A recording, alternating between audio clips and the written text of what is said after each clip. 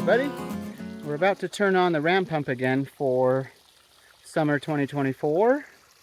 Had to make a few changes, including starting all the way up where we get water out of the creek into this pipe.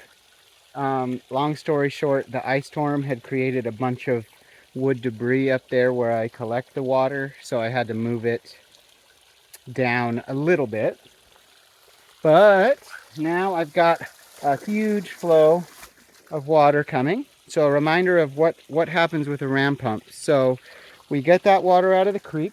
We're going to bring it to this blue tank.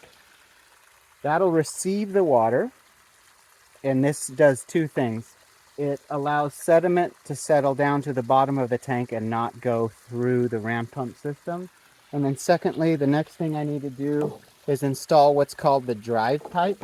This is 1.25 inch PVC, which will slot into this uniseal hole, and then you won't really be able to see it, but down where Arya's standing down here, that white pipe makes a straight shot to the creek where the ram pump itself sits. But first, let's get the white pipe into the barrel again.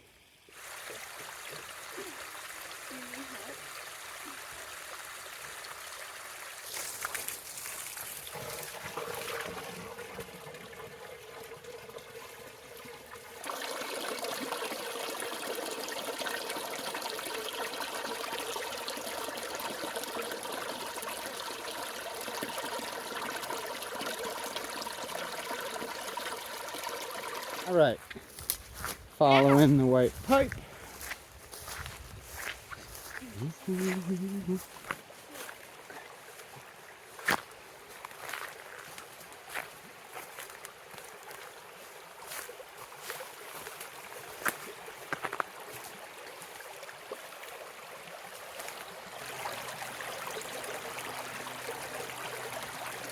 Okay, let go.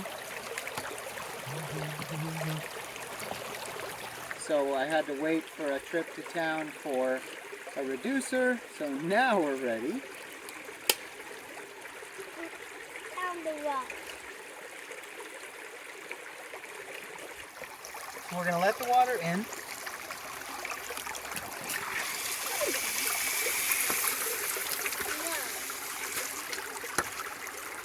So now that I'm all wet, we've got to cycle it over and over. Oh, it's already going. Nice. So it's going to build up pressure in here for a while, and then the valve on the back is to deliver the water uphill, and I'll turn that on in a bit.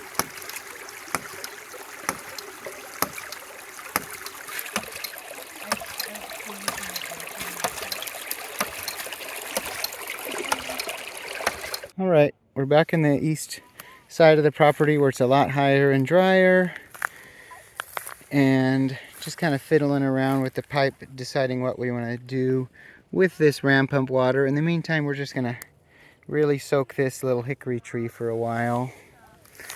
So last year we put the water up here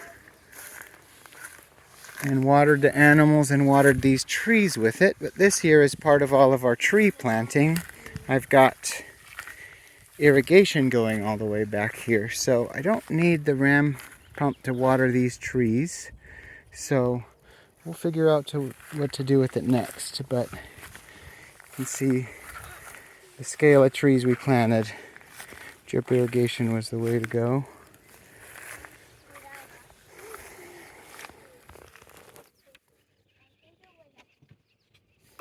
That one's looking a little wimpy. That one's looking nice. We haven't showed much of the animals lately, so we'll show you. Today's a paddock move for the animals. As you can see, we've given them some time right here in the field, including the greenhouse. They've had plenty to eat. They've been real happy here, and just for reference, the yurt's back there on the other side of that oak tree. And continue turning around. This is kind of the oak grove, the old pink house back there. And continuing to turn. The animals are gonna go through the gate up there with that wooden post and be just on the other side of this fence and have a bunch of that hillside there. So we're making sure to give them plenty of shade for when they need it in the summer. But we were surprised to see, even on 100-degree days, a lot of the sheep were out just grazing in full sun. They really weren't that bothered. Of course, we provide them plenty of water, and they decide when they want to be in the shade or not. So Tina's checking to make sure we've got everything ready in the next pen. We've got to make sure the fence is in good shape and the gates are closed, because we've done it before where we advance the animals and oops, we forgot to close a gate. And Maple and Lila figure that out within about 30 seconds and are off somewhere else, and we have to chase them down. So we've learned our lesson on checking that the next paddock is completely closed off. So we feel like we've done a really good job of training the animals to the move. I never clap or whistle around the animals unless it's moving time. And in a minute when I start doing that, you'll see, they all react. And any youngster that doesn't react to my whistling and clapping, which there's probably only a couple, they very much react to the matriarchs of the herd reacting and running off. So our goal is always to get them clumped up in a group and then go through together. So that way we don't have a few, because if a few trickle in, spread out in the next pen, the ones that didn't go through in a group, they may well see an animal not at the gate anymore, but off next to a fence, and then they're confused. They're trying to just go through the fence. We don't want to do anything that kind of trains the animals to challenge the fence. So we really make an effort to make sure they go right through the gate. So what I'm going to do today is I'll clap and whistle and get all their attention, get them over here to the gate before I even open it, and then I'll open it and they'll charge through.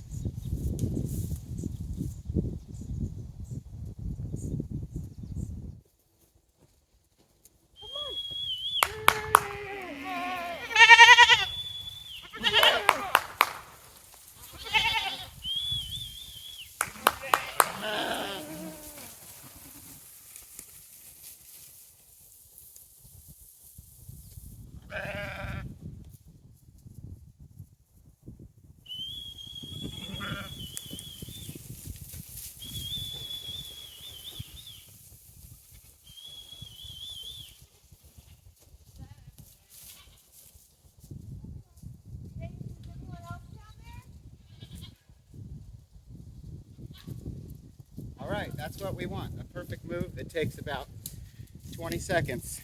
No running around chasing animals. None of them went through a fence. All good. So now the workflow will be bring the turtle, which is what we call our UTV, utility vehicle, pull the hot dog cart trailer in there, bring water in there, and then get the turtle out again and close it all up. Let's give you a refresher on the hot dog cart. We've been giving them a ton of water because of the 100-degree heat. They were drinking a lot, but they've got plenty today. So as a reminder, in the hot dog cart, there's this jump gate that the dogs navigate, but the sheep and goats don't. They can get to dog food in there. All those black and yellow totes hold mineral, and then they've got their free choice mineral buffet here, which usually every time we move them, we top it off. Do we have salt, sweetheart? Because the salt and iodine are a little low. I don't have an extra salt, but I'll get one. Okay.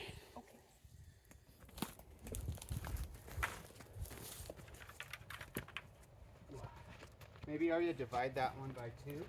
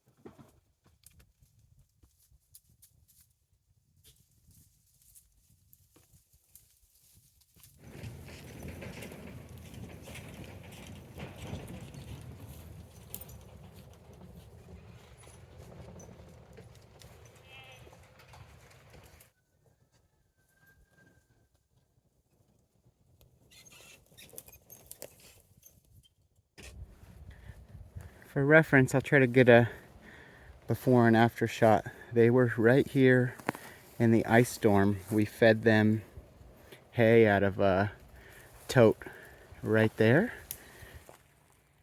It's the morning after the ice storm. Let's also give you guys an update about all our tree plantings. So right now the things we're focusing on are watering the trees because of the dry summer and also protecting them. So here's an irrigation system I've got set up. It's kind of got multiple stages. Here's a stock tank with a float valve that's receiving pressurized water all the way back from the home site.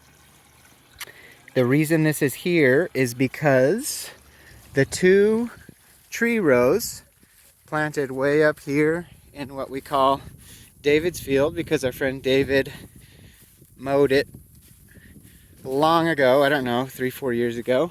So there's 2 rows of trees up there, and the pressurized water from the home site doesn't reach.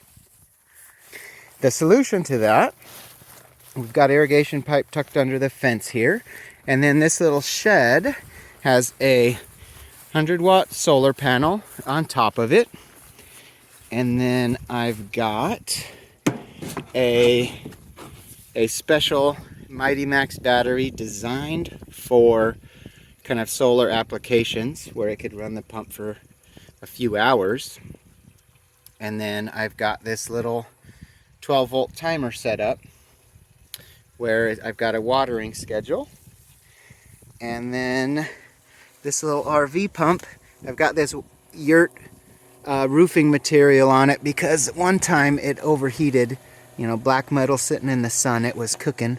So I'm trying to protect it, and it's watering the trees. So let's walk up there and see them getting watered. All right, so the water's getting pumped through the black pipe to here, and then I've got an irrigation timer that opens up the valve. And then let's check out, you know, we've got them mulched, but let's find a drip adapter. There it is. So these willows are having the hardest time in this dry weather, and I've had a few hiccups with this irrigation system where they weren't getting as much water as they should have, but we don't have too many losses yet. One tree type we've been really impressed with are these black locusts. They are growing like crazy. And then I'll take you back over to Tina.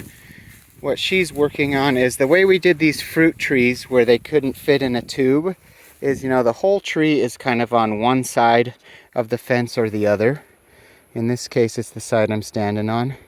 And Tina's adding an extra post and just putting some extra wire around it to try to prevent the goats from just walking up and eating on it. Because the deeper we get into summer, the tastier these green tree leaves are going to look to the goats. And again, for reference, there's a second tree row off in the distance on that side of the field. I didn't mention it, but you can see how low this tank is. Basically, the irrigation pump pulls water out of it faster than it refills. So I have this timer set up to run in 30 to 45 minute shots and then kick off, give this time to fill up again. And so if I want to water the trees for say 90 minutes, I'll do that in three bursts spread out over say 3 hours, giving it enough time to refill. Now these 2 tree rows, sorry about the wind if it's making wind noise, these tree rows down here do have enough pressurized water to run straight off of the home's water system. So these just pull off of there with a timer. And so I'm running these every 4 days. So you can see right now it's 11:24 a.m. and in 3 days it's going to kick on again to water this row. And here's what Tina's building. Let's go watch her, but it's just a nifty little triangle, giving some extra protection. I'm really impressed. This is a 2-year-old hybrid poplar. They seem to be doing better in the drought than the hybrid willows, so I think we're going to scale up. And any hybrid willows that don't survive this this first year planting we'll replace with either locusts or poplars. Is a pear. A what? A pear tree. What kind of pear tree?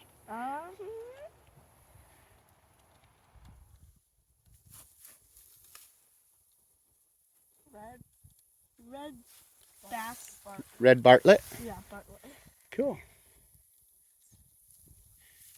So you can tell probably a deer has been nibbling on this, but fortunately its top foot or so still has leaves. Since I showed you this tank, I added another tank to the other side of the fence and connected them with a pipe across the bottom so that one float valve and one inlet keeps them both full. So they don't get nearly as low when we water the trees now. And now we've got an easy water point on both sides of the fence. And in the meantime, the animals are on the other side of this fence. I can just bring the buckets and fill them up really fast. Another thing we experienced this year was growing more grass than we've ever grown. In the region, it was a good spring for growing grass. The people that cut hay have cut more hay than average. But we have also noticed areas that we've worked on improving have really exploded. And so we've got spots that we ended up with chest-high grass, which is harder to manage. You know, ideally we get, you know, foot to foot and a half tall grass, get the animals over it to eat it down to 6 inches, move on, and lap the farm like that. But of course it's not possible to do things perfectly. But I'm going to be making note of the fields that really got ahead of us and try to make sure we hit them earlier in the spring. And then areas that didn't get way ahead of us, maybe just skip them. It's all just a process of learning and getting better at it. But in the meantime, I'm sure late summer, early fall, when we've gotten a little rain and it's safe to mow, we're going to need to come knock down a lot of areas like these that's too tall. But that's not a big deal. It'll lay down a bunch of mulch and then we'll be able to grow really nice grass below it. But I'll take you to a few spots that just kind of emphasize why we're so big on planting trees. We can go find spots where under the shade of a tree, rather than really tall, seeded out grass, we've got shorter, greener grass. We planted a few acorns in December. 2 of them have sprouted into baby oak trees, and this is one of them. So, be a really nice spot here to eventually grow a big old oak tree. Hi, Lila. Oh, she wants belly rubs. Ooh, they're getting covered in these burrs. Oh, Maple, you're in my face.